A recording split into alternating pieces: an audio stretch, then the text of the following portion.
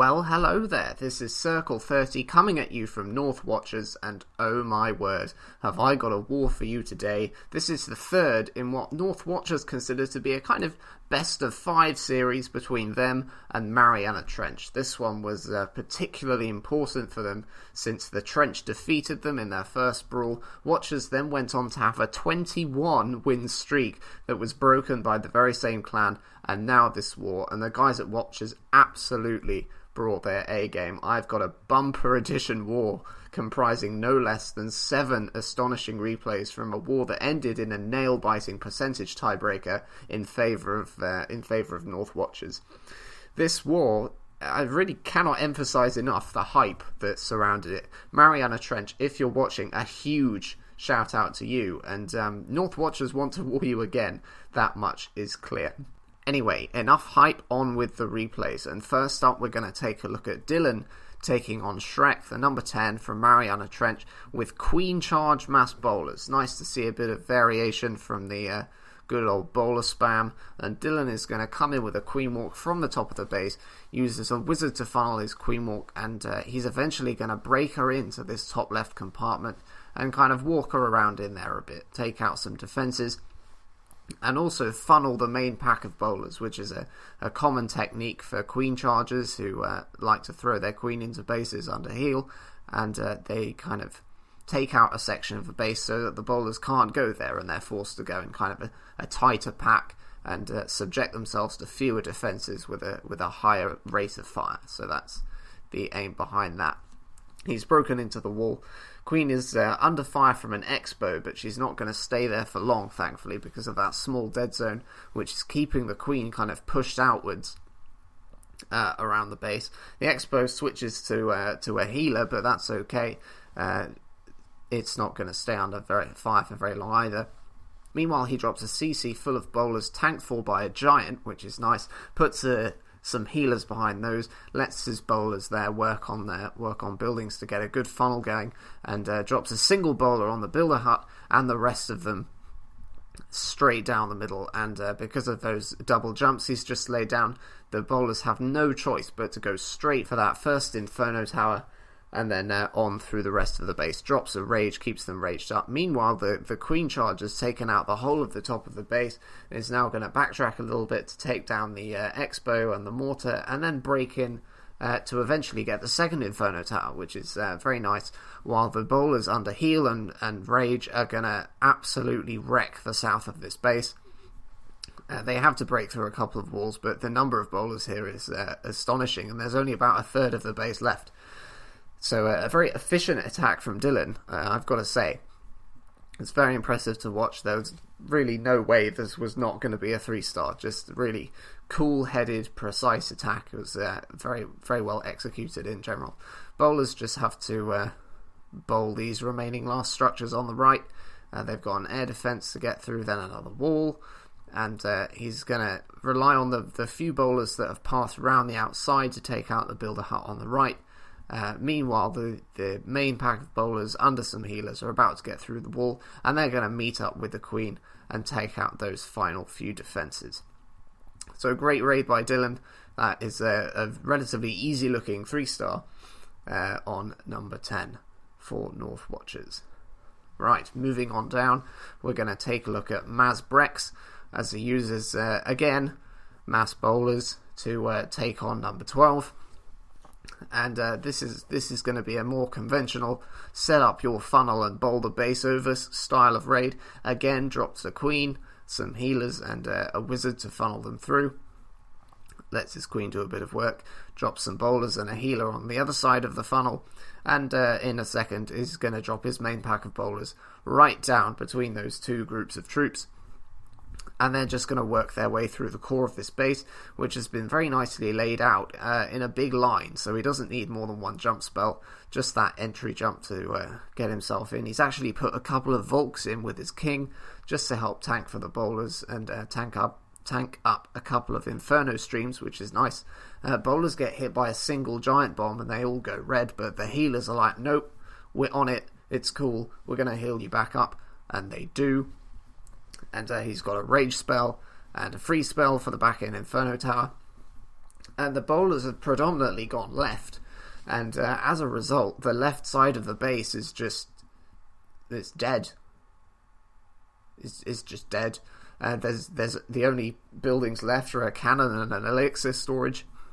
He's going to attempt to wizard down the cannon, but the giant that was tanking it just dies a little bit too soon. But no worries, he's going to be able to come back for it. Meanwhile, the bowlers are now going around the top of this little ring thing, and they're being tanked for by a queen walk, which is nice. That set itself up in the middle of the base, and now again it's just a case of waiting for bowlers to break through walls. Oh man, I can't wait for Supercell to nerf bowlers, really. Anyway, enough of my whinging. The bowlers are going to take care of the final few structures in the north. He puts a sly little wizard on the builder hut in the left, just to make sure he doesn't run out of time.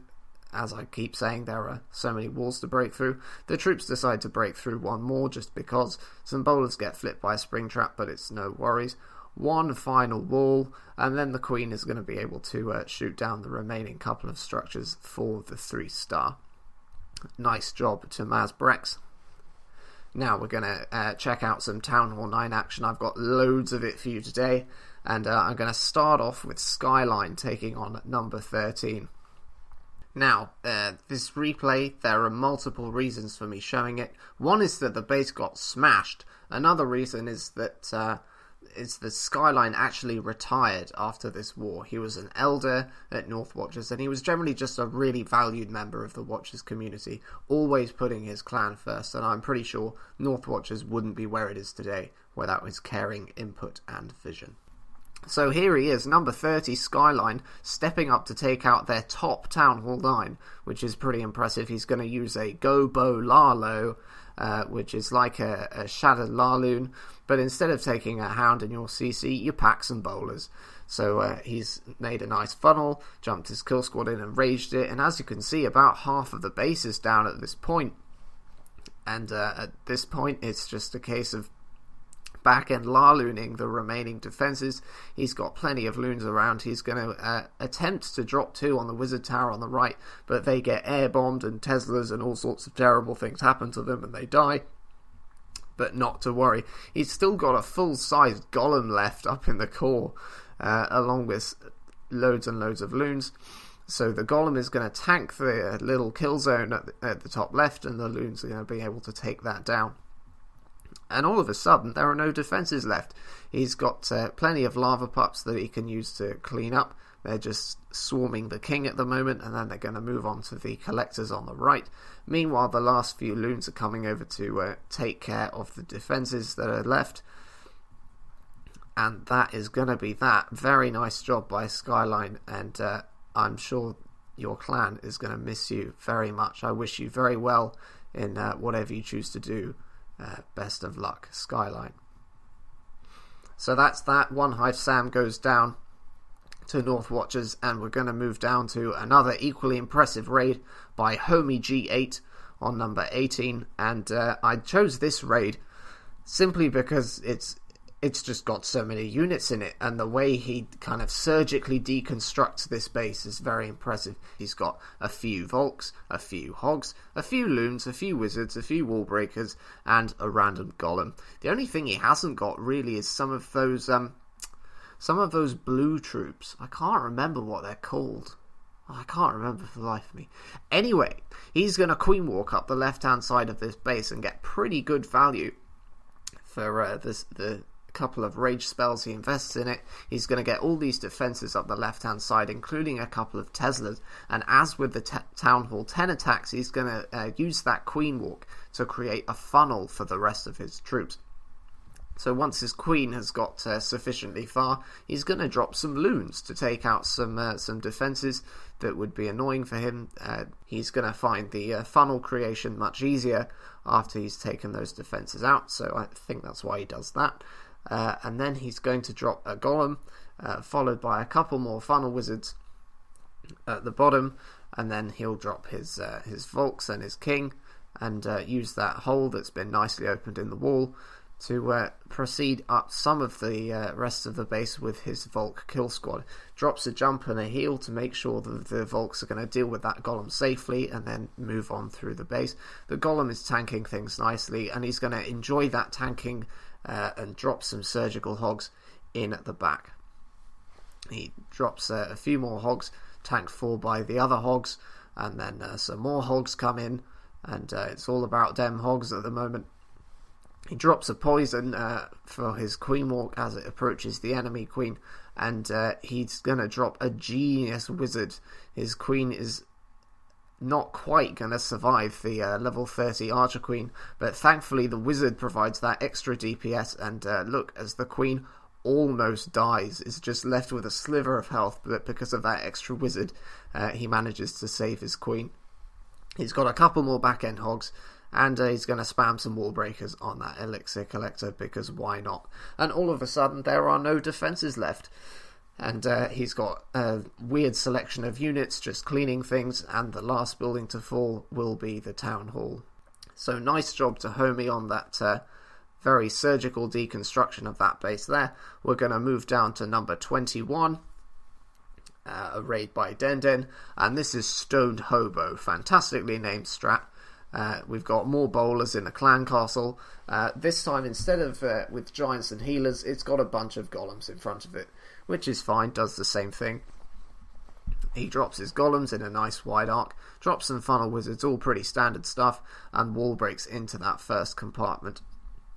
The golems reroute into the compartment, and with that nice super wide funnel, he drops his bowlers and his heroes and works his way in. That jump spell, really well placed, it gets him into so much of the base, drops a rage and a poison, and just watch the speed at which the kill squad works through the base at this point. The bowlers just go to work on this core and just shred it.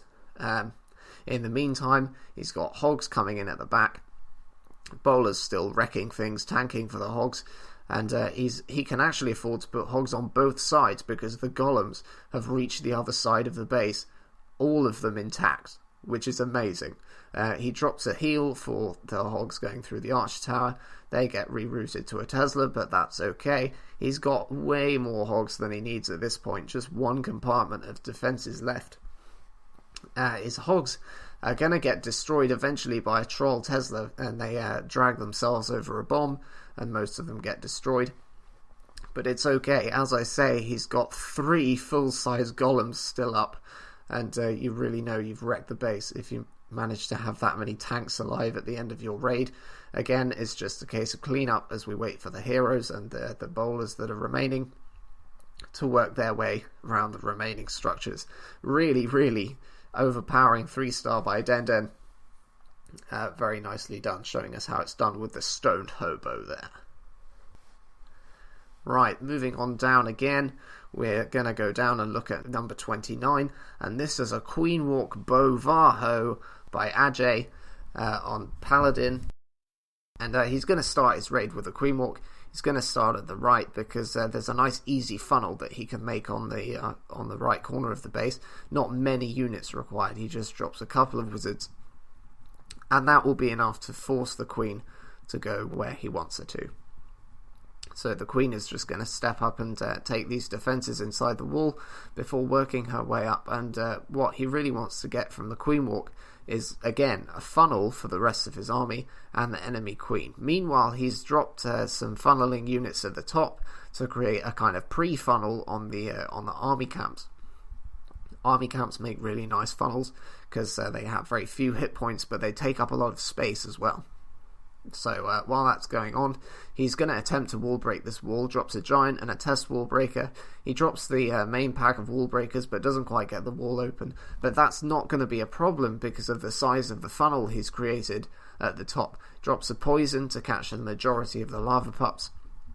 That's all fine, and as the Queen Walk moves on through the base, he's going to drop his king and his valkyries on that kind of top area of storages, but he knows they're going to go right because there's nowhere else for them to go. Also, the Queen is going to aggro them, and the fact that he didn't quite get that wall open is not going to matter. They're just going to break through the wall and get to the Queen. And here's another example of bowlers just destroying things so quickly under rage. Now he's just got all his units in the kill squad just working together under one rage spell, and they are going to explode through the base, just tearing structure after structure, all while under raged healers, and there is not going to be much left of the base after that. Sprinkles in a few back-end hogs, and at this point the base is pretty much dead because he's still got half his KS left. He's got loads of hogs left, and he's not going to need that heal spell that he brought with him to keep his hogs up, because the defenses are just all dead already. Swags a loon and swags a heal spell to end a pretty dominant performance by Ajay on that base there. So very nice 3-star to you. Now, I'm not going to bore you for too long with amazing war raids, but I've got one more, and this is going to be a Go Drag Lalo by Joe on number 35. Seeing plenty of different stars of raid. This one is going to start with a Queen Walk again. Nice easy funnel to be made on the right, so he's going to drop his Queen and a couple of funnel wizards to force her left, and she's going to step up and take that first air defense. Meanwhile, he's going to use a couple of wizards on the storages at the top and a minion on the town hall, which is a really nice thing to do while you're queen walking, because it means that the structures that will take a lot of time to burn through aren't kind of being destroyed when you need other things to be happening. He has to use his queen ability because he slightly misplaced that rage spell in the next episode of North Watchers, making mistakes all the time, but he makes up for it with some really nice rage wall breakers. He manages to get the rage spell so that the wall breakers get to use it too. So Joe knows that he's going to get that next air defense soon, so he drops his dragons. Starting off with the funnel dragons, just to make sure that his other few dragons are going to go where he wants. He can't afford to lose many because he only has 4. In the meantime, he drops a king and a golem at the top of the base, and for that he's going to get the air defense, both heroes, and get a few more trash buildings as well. So he drops the CC Hound that he brings just before the dragons get into AD range. That's a nice touch. And then he drops balloons in behind the Hound to just clean up the defenses there. Uses another rage spell to get the loons nice and quickly over that final air defense, and the number of air targeting defenses in this base are rapidly dwindling. The Queen is going to take out those final Teslas and their Expo, and all of a sudden there's only a Tesla left, and there's a dragon and a whole host of lava pups still alive. So really nice, really nicely deconstructed by Joe on that base.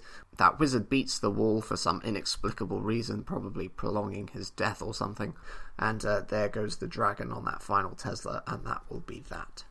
So that is going to wrap up this war recap, and that is actually the last recap I'm going to do in the foreseeable future. BMW is going to get back kind of today or tomorrow, and soon enough he's going to have a new video series coming out for you, which he's really stoked to be able to bring to you. He's also going to pick up the war recaps again, so I hope you haven't found me too annoying in voicing over these replays. Normal service will be resumed shortly. I'm going to be going back to my usual occupation of doing war-based reviews and strategy guides and all things defense. So yeah, fantastic war between North Watchers and Mariana Trench. North Watchers just clutching the win there at the end of a super amazing war. So until my next base building video, this is Circle 30 reminding you to stay frosty.